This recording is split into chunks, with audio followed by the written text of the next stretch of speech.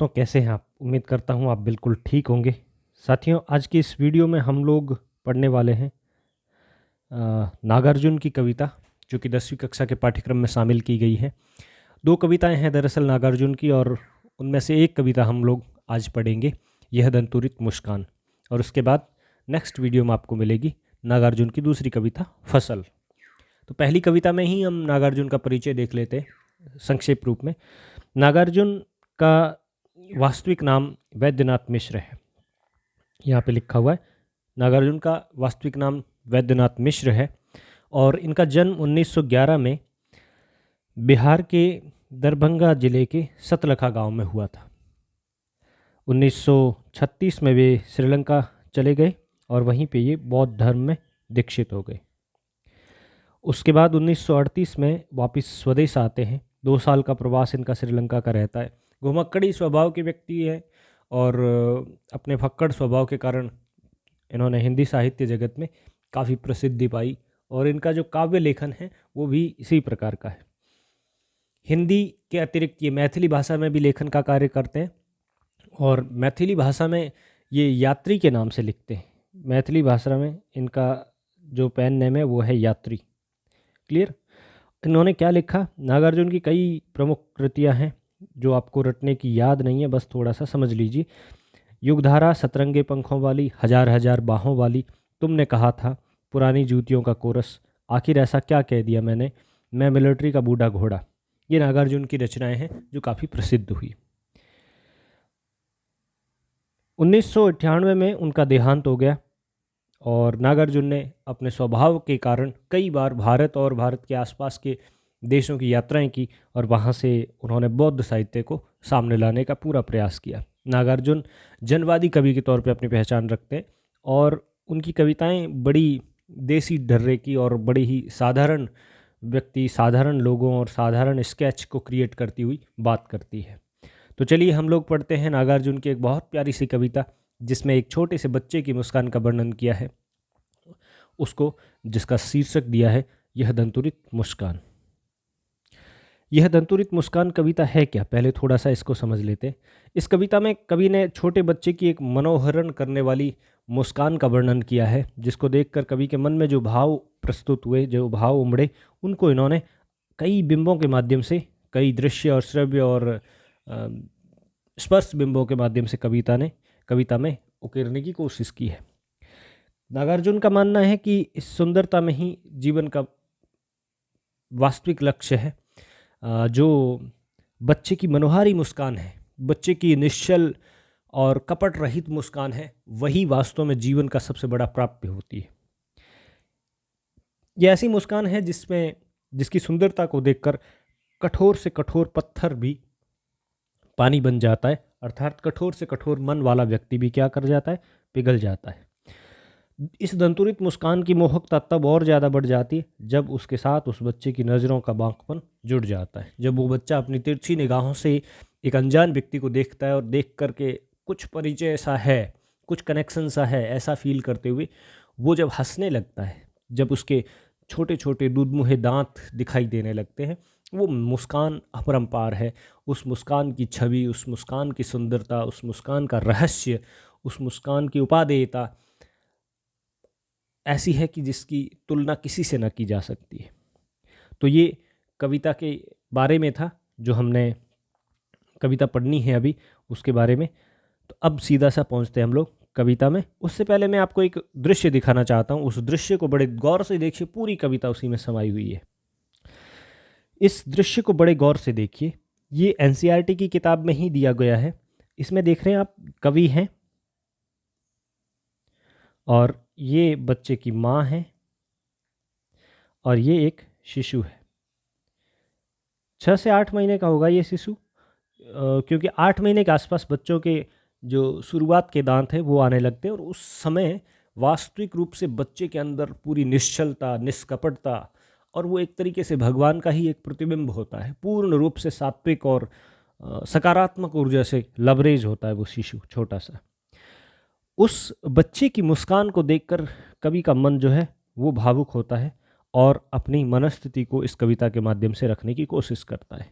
आपने ये चित्र देखा, बस ये चित्र दिमाग में रखिए, आपको पूरी कविता स्टेप बाय स्टेप इस तरीके से समझ में आएगी कि ज़िंदगी भर आपकी याद से, आपकी मेमोरी से नहीं निकलेगी, और हो सकता है कि ये कविता आपकी फेवरेट बन जाए।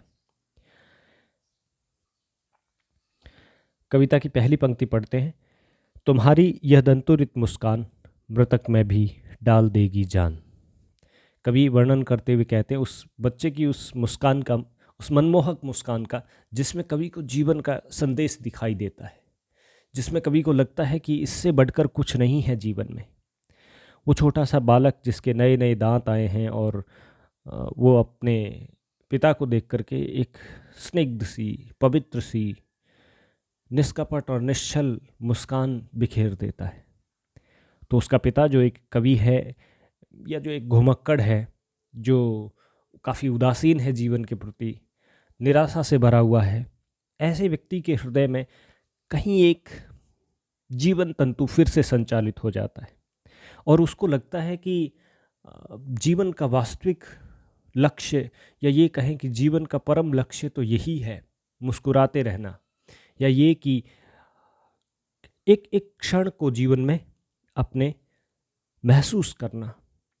वो उस बच्चे की मुस्कान को देखकर समझता है, और तभी उसको लगता है कि ये वास्तविक जीवन का लक्ष्य कहें या वास्तविक जीवन का संदेश कहें कि जीवन क्या है, ये पूरा इस छोटी सी मुस्कान में मुझे नज़र आता है। तब कवि वर्णन करते हुए लिखता है कि तुम्हारी ये दंतुरित मुस्कान मृतक व्यक्ति में भी जान डाल सकती है, इतनी प्रभावशाली है। धूली धूसर तुम्हारे ये गात, धूली धूसर का मतलब है धूल से सने हुए, धूल मिट्टी से सने हुए, तुम्हारा ये गात, गात का मतलब होता है शरीर। गात किसको कहते हैं? शरीर को। तुम्हारे धूली धूसर ये गात, छोड़कर तालाब मेरी झोंपड़ी में खिल रहे जलजात। तुम्हारा ये शरीर जो धूल से सना हुआ है, इसको देखकर ऐसा लग रहा है कि कमल का सुंदर फूल तालाब को छोड़ करके मेरी झोंपड़ी में आकर खिल गया हो। परस पाकर तुम्हारा ही प्राण, तुम्हारा ही प्राण परस पाकर, मतलब कवि ये कहना चाहता है कि तुम्हारा स्पर्श, तुम्हारी छुअन को मैं इस तरह से महसूस कर रहा हूँ कि मेरा जो कठोर हृदय है, पत्थर के समान जो हृदय है, वो पिघल कर जल बन गया। मतलब कठोर पाषाण पिघल कर जल बन गया, पिघल कर जल बन गया होगा कठोर कठिन पाषाण। पाषाण का मतलब होता है पत्थर। अच्छा, एक और शब्द आया था जलजात। जलजात कहते हैं कमल को, कमल का जो फूल होता है उसको जलजात कहते हैं। परस का मतलब होता है स्पर्श। ये परस देसी शब्द है, और ये संस्कृत के स्पर्श शब्द से जो है तद्भव बना है। तो तुम्हारा स्पर्श पाकर मेरे प्राण जो कि कठोर पाषाण की तरह थे, वो पिघल कर जल बन गए। फिर आगे लिखते हैं कवि, छू गया तुमसे कि झरने लग पड़े सैफालिका के फूल, बांस था कि बबूल। कवि कहता है कि तुम्हारा स्पर्श पाकर जो कठोर हृदय व्यक्ति है, वो अपनी कठोरता को छोड़कर, पहले तो उसने एक वर्णन में ये कहा कि पत्थर जो है, कठोर पत्थर जो है वो पिघल कर जल बन गया होगा। फिर दूसरा एक बिंब और प्रस्तुत किया है उस मुस्कान को और उस मुस्कान के प्रभाव को स्पष्ट करने के लिए। तो कवि कहता है कि चाहे वो बांस हो या बबूल, यहाँ पर ये कवि स्वयं को मान रहा है, अपने आप को बांस और बबूल के जैसा रुक्ष, कठोर, रूखा सूखा और यूजलेस खुद को मान रहा है। कवि कह रहा है कि बांस हो या बबूल, तुम्हारा स्पर्श पाकर ऐसा लगता है मानो उस पर से सैफालिका के फूल झरने लगते हैं। सैफालिका एक बहुत ही सुंदर सा फूल का पौधा होता है, और उस पे जो फूल लगते हैं उनको भी सैफालिका बोलते हैं।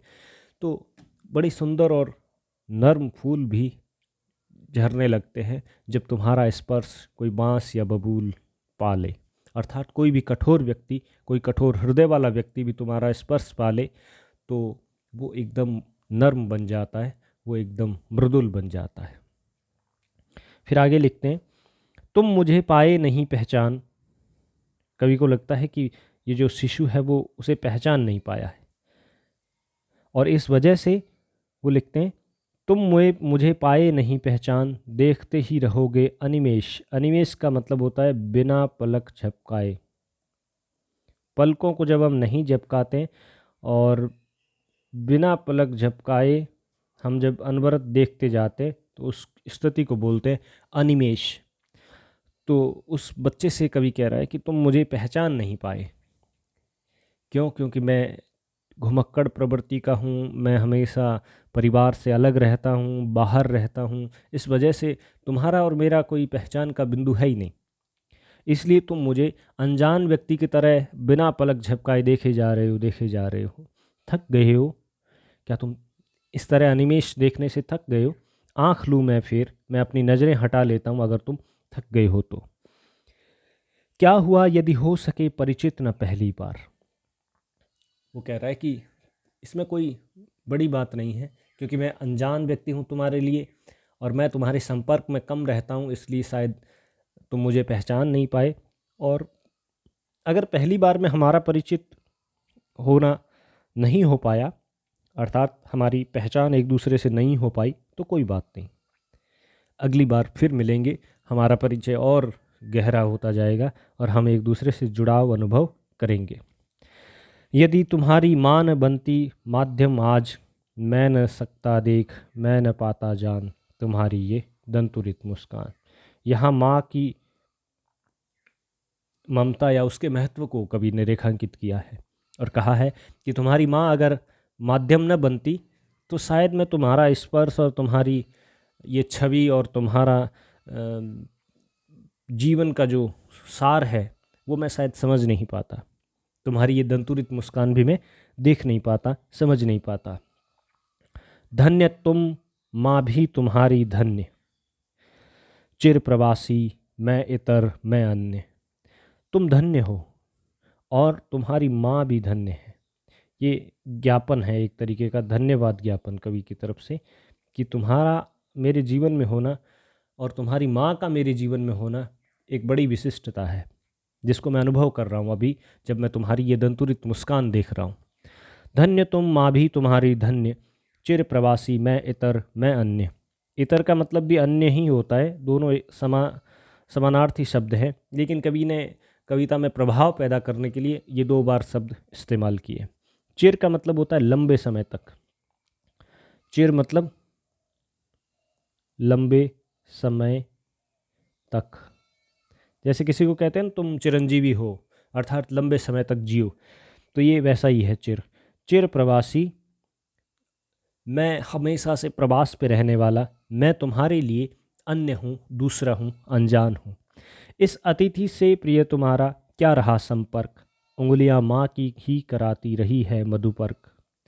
मेरा तुमसे कोई विशिष्ट संपर्क कभी नहीं रहा, तुम हमेशा अपने माँ के सानिध्य में उसके साथ रहे हो और इस वजह से तुम्हारा संपर्क ज़्यादा माँ के साथ है, मेरे साथ नहीं है।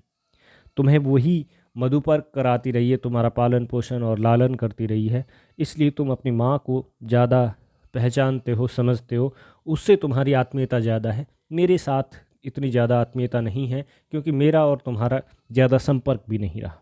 देखते तुम इधर कनखी मार और होती जब की आँखें चार, तुम्हारी दंतुरित मुस्कान मुझे लगती बड़ी ही छविमान। जब तुम कनखी से, कनखी मतलब टेढ़ी नज़रों से, तिरछी निगाहों से जब तुम मेरी तरफ देखते हो तो ये बड़ी ही सुंदर जो मुस्कान है तुम्हारी मनमोहक, वो और अधिक सुंदर हो जाती है जब तुम कनखियों से मुझे देखते हो। और जब हमारी आंखें चार होती है, अर्थात एक दूसरे के साथ आई कांटेक्ट होता है, एक दूसरे के साथ आंखें मिलती है, तब तुम्हारी ये दंतुरित मुस्कान देख करके मैं अत्यंत विभोर हो जाता हूँ, अत्यंत प्रसन्न हो जाता हूँ। ये तुम्हारी दंतुरित मुस्कान मुझे बहुत ही छविमान लगती है, अर्थात बहुत ही प्रिय लगती है, प्यारी लगती है। इस तरह ये कविता जो है संपूर्ण होती है। नागार्जुन ने लिखी है इस कविता को। आप लोगों को अगर कोई समस्या हो इस कविता में तो आप कमेंट बॉक्स में लिखिए, मैं आपकी हर संभव सहायता करने की पूरी कोशिश करूँगा। अगले वीडियो में हम बात करेंगे नागार्जुन की दूसरी कविता फसल के बारे में। तब तक के लिए शुक्रिया, अलविदा।